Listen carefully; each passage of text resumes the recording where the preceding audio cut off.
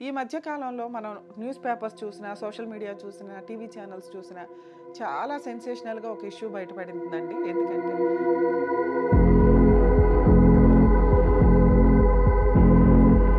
కేఫ్స్‌కి, హోటల్స్‌కి, tiffin సెంటర్స్‌కి ride చేస్తే దారుణమైన విషయాలు బయటపడ్డాయి.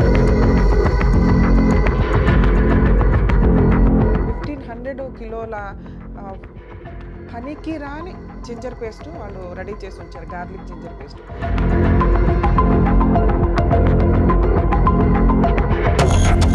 రీసెంట్‌గా బంజారా హిల్స్‌లో మోమోస్ తిని ఒక ఆవిడ ప్రాణాల మీదకి తెచ్చుకొని చనిపోవడం జరిగింది.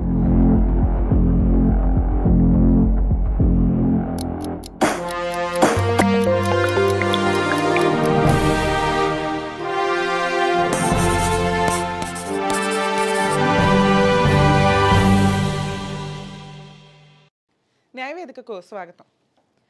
ఈ మధ్య కాలంలో మనం న్యూస్ పేపర్స్ చూసినా, సోషల్ మీడియా చూసినా, టీవీ ఛానల్స్ చూసినా చాలా సెన్సేషనల్‌గా ఒక ఇష్యూ బయటపడిందండి. ఎందుకంటే మనం తింటున్న ఆహారం ఏదైతే ఉందో అది 80-90% అన్నీ కూడా కల్తీ వస్తువులతోటి క్రియేట్ చేసిన ఫుడ్‌ని మాత్రమే తింటున్నాం.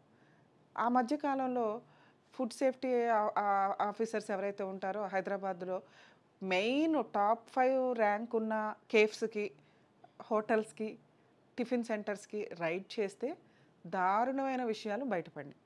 మేబీ అక్కడ వాళ్ళు చార్జ్ చేసే ఒక 2 ఇడ్లీ చార్జ్ ఎంత ఉంటదంటే, ఇంకో హోటల్‌కి వెళ్తే మనకి ఒక పూట ఆ బిర్యానీ గాని, ఒక లంచ్ కంప్లీట్ అయిపోయే సందర్భం. అంత హైఫైగా చార్జ్ చేస్తున్నప్పుడు క్వాలిటీ కూడా అలాగే మెయింటైన్ చేయాలి. అలా నమ్మే వెళ్తాం ఎప్పుడైనా కానీ మనం తినటానికి. కానీ అలాంటి ప్లేసుల్లోనే ఫుడ్ పాయిజన్‌కి సంబంధించి జరుగుతున్న సందర్భాలు ఎక్కువగా చూసాం. రీసెంట్‌గా బంజారా హిల్స్‌లో మోమోస్ తిని ఒక ఆవిడ ప్రాణాల మీదకి తెచ్చుకొని చనిపోవడం జరిగింది. ఇవి ఆ ఒక్క రోజే జరుగుతుందా అంటే కాదు. ఈ రోజున మనం యూట్యూబ్ కొడితే ప్రతి ఒక్కళ్ళు కూడా ఈ దోస సెంటర్‌లో ఈ బండి మీద ఇది బావుంది, ఆవిడ అక్కడ బావుంది, ఈవిడ చికెన్ వండింది బావుంది, ఆవిడ మటన్ వండింది బావుంది అనుకుంటూ విపరీతమైన వీడియోలు చేస్తుంటే అవి కరెక్ట్ ఏమో అనుకుని వెళ్ళిపోయి తింటున్న వాళ్ళు సగం మందైతే, మిగతావి మన ఏరియాలో మనకున్న అందుబాటులో మనం వెళ్ళటం అనేది జరుగుతూ ఉంటది. వెళ్ళి తింటున్న ఫుడ్డు 100% కల్తీకి సంబంధించే ఉన్నాయి అంటే మీరు నమ్ముతారా? మీరు నమ్మకపోండి. ఎందుకంటే ఈ ఇయర్ తెలంగాణకి సంబంధించి 8700 రైడ్స్ చేస్తే అన్ని చోట్ల కూడా కల్తీ ఆహార పదార్థాలు మాత్రమే దొరికినాయి. వాటికి సంబంధించి ఒక ఫుడ్ ప్రిపేర్ చేయడానికి కావాల్సిన ఐటెమ్స్ అన్నీ కూడా కల్తీవి, తక్కువ రేటువి, నాసి రకమే, కుళ్ళిపోయినవి తీసుకొచ్చి వండేస్తున్నారు. దానికి మీకు సంబంధించి అప్పటికప్పుడు హీట్ చేసి వండినప్పుడు ఆటోమేటిక్‌గా పైనవి సైడ్స్‌వి కట్ చేసేసుకొని అంటే ఒక ఐటెము ఒక 10 డేసో లేకపోతే 5 డేసో అయినప్పుడు ఆటోమేటిక్‌గా డ్యామేజ్ అవుతది. అవి ఫ్రిడ్జుల్లో ఉంచుతారు. అందులో నాన్ వెజ్ ఇంకా దారుణం. సో, మీకు పన్నీర్‌లు గానీ, నాన్ వెజ్ గానీ, వెజిటబుల్స్ గానీ ఇవేంటంటే ఏవైతే డ్యామేజ్ అయినాయో అవి కట్ చేసేసి మిగతావి వాడేయడం అనేది జరుగుతుంది. కొన్ని సందర్భాల్లో పురుగులు పట్టినవి కూడా వండారు అనేది రైడ్స్‌లో తెలిసింది. అయినా మనం ఆగుతున్నామా? ఛీ! ఛీ! ఛీ! అమ్మ బాబోయ్! అంటాం. మళ్ళీ నెక్స్ట్ రోజు మళ్ళీ రెస్టారెంట్‌కి వెళ్ళిపోయి కూర్చొని తింటున్నాం. దీనివల్ల ఎవరికి లాసు? మీరు సంపాదించే రూ. 10కి మీ ఆరోగ్యం డ్యామేజ్ అయినప్పుడు రూ. 1000 తీసుకెళ్ళి హాస్పిటల్‌కి పెట్టాల్సిన సందర్భాలు వస్తున్నాయి. ఒకప్పుడు ఎప్పుడో రేర్‌గా అకేషనల్‌లో బర్త్‌డే పార్టీలో, మ్యారేజ్ డేసో, ఇంకేదైనా బాగా రిలేటివ్స్ వచ్చారు, వంట చేయలేరు అనే స్టేజ్‌లో హోటల్స్‌కి, రెస్టారెంట్స్‌కి వెళ్ళే పొజిషన్ నుంచి అసలు ఇంట్లో వండుకోవడమే మానేసిన సందర్భాలు వచ్చినాయి. అంతలా పరిస్థితి. ఓకే. బయటికెళ్ళి తినము అంటే ఈరోజు వచ్చిన స్విగ్గీలో, జొమాటోలో ఇంకొకటో గానీ ఇంటికే మన ఇంట్లో వాళ్ళెళ్లి తీసుకొచ్చే టైం కంటే కూడా వాళ్ళకేమన్నా టిఫిన్ తీసుకురండి, మిల్క్ తీసుకురండి అని చెప్తే ఇంకో హాఫ్ అన్ అవర్‌కి వస్తారు. మన ఇంట్లో వాళ్ళు వెళ్లి. అలాంటిది ఇక్కడ ఆర్డర్ చేస్తే 10 మినిట్స్‌లో ఇంట్లోకొస్తున్న సందర్భాలు. సో, ఇన్‌కమ్ పెరుగుతున్న కొద్దీ బద్ధకం పెరుగుతూ వచ్చి వంట చేసుకోవడం మానేసి ఇంట్లోనే బయట ఫుడ్ తెచ్చుకొని తినటం. అప్పుడు కూడా అది పాయిజనే. Food poison. అక్కడ ఎట్లా వండారనేది తెలీదు. బయట హోటల్స్ వాళ్ళు ఎట్లా హైజీనిక్ మెయింటైన్ చేస్తున్నారనేది కూడా చూసుకోకుండా దారుణంగా ఏది పడితే అది తినేయటం అలవాటు చేసుకున్నాం. ఆ బజ్జీలు గానీ, ఇంకొకటి గానీ ఆయిల్ మరిగి మరిగి ఉంటాయి. అయినా కూడా తినేస్తాం.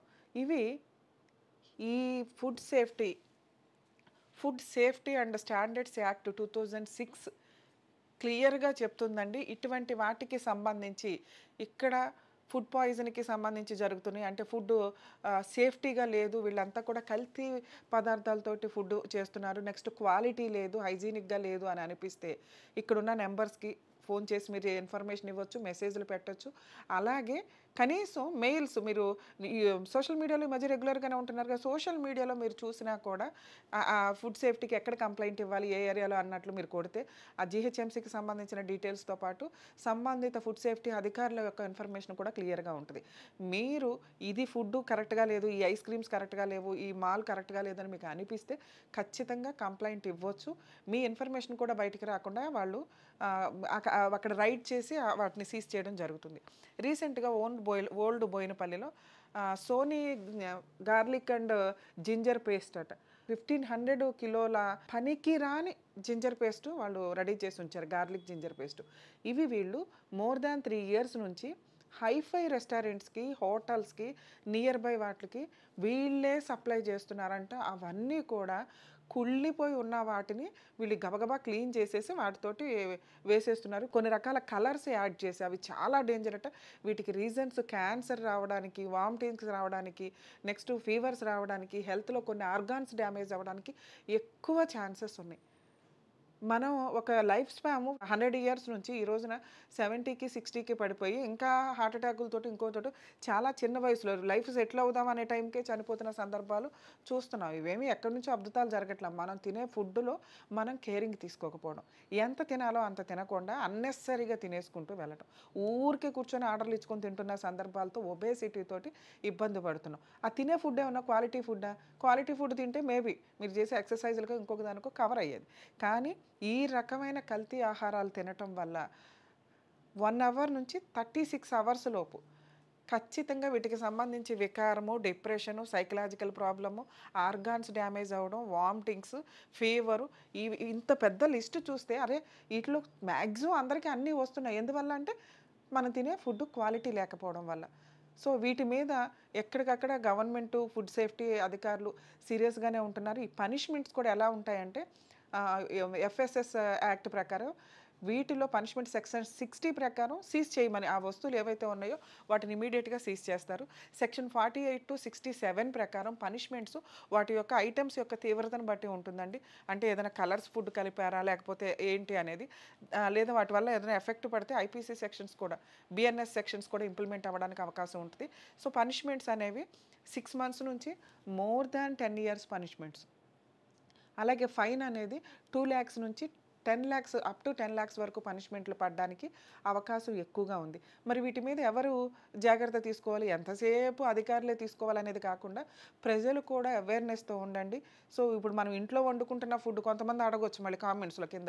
ఫుడ్డు ఇంట్లోనే వండుకుంటున్నామండి. మరి ఆ ఫుడ్డు ఏ రకంగా ప్రిపేర్ అయ్యింది? ఆ ఐటెమ్స్ ఏ రకంగా ప్రిపేర్ అనేది కూడా డేంజరే అని. నిజం. ఈ విషయంలో మనం సీరియస్‌గా తీసుకోవాలి. ఎందుకంటే వంట ఇంట్లో చేసుకోవడం వరకు మనం 50% హైజీనిక్‌గా వండుకోవడానికి అవకాశం ఉంది. రిమైనింగ్ 50 మనం వాడే పదార్థాల గురించి మాట్లాడుకోవాలి.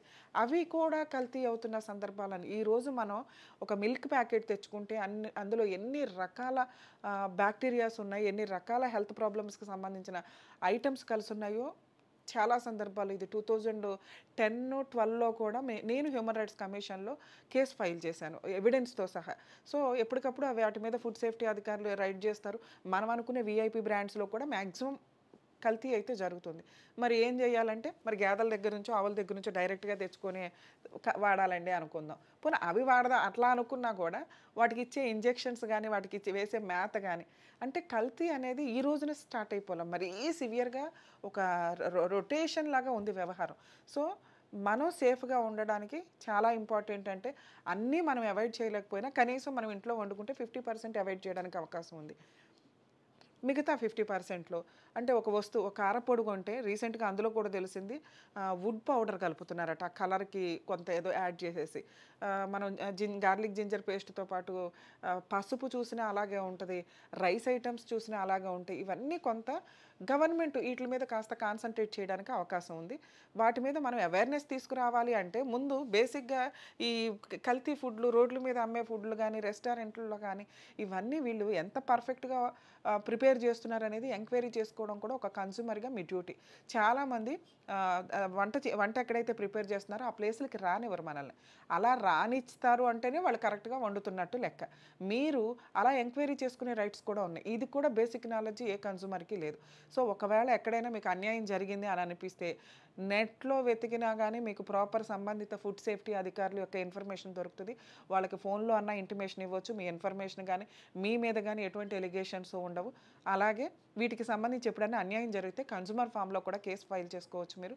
వాళ్ళ మీద క్రిమినల్ యాక్షన్స్ కూడా తీసుకునే రైట్స్ ఒక కన్జ్యూమర్‌గా మీ మీద ఉంటాయి. సో మీకు అన్ని రకాల హక్కులు ఉన్నాయి కాబట్టి కల్తీ ఫుడ్‌ని అవాయిడ్ చేయడానికి, బయట ఫుడ్‌ని అవాయిడ్ చేయడానికి 90% ట్రై చేయండి. ఇంట్లో ఫుడ్ ప్రిపేర్ చేసుకోవడం వల్ల రిలేషన్స్ బావుంటాయి. మీ ఫ్యామిలీ మెంబర్స్ ఆరోగ్యం బావుంటది. హాస్పిటల్స్ చుట్టూ టెన్షన్స్ తోటి తిరగాల్సిన అవసరం ఉండదు. అలాగే అన్యాయం జరిగింది, ఇది కల్తీ ప్రొడక్ట్ మాకు అమ్మారు అని మీకు అనిపిస్తే ఇంట్లో ప్రిపేర్ చేసే ఐటెమ్స్ తోటి ఇమ్మీడియేట్‌గా మీరు కంప్లెయింట్ ఇస్తే కనుక అవి సీజ్ చేయడంతో పాటు వాళ్ళని పనిష్ చేయడంతో పాటు కొన్ని సందర్భాల్లో మీకు కాంపెన్సేషన్ కూడా డిక్లేర్ అవ్వడానికి ఎక్కువ అవకాశం ఉంది. సో ఆరోగ్యకరమైన ఆహారం తిని అందరూ ఆరోగ్యంగా ఉండాలని ఆశిస్తున్నాను.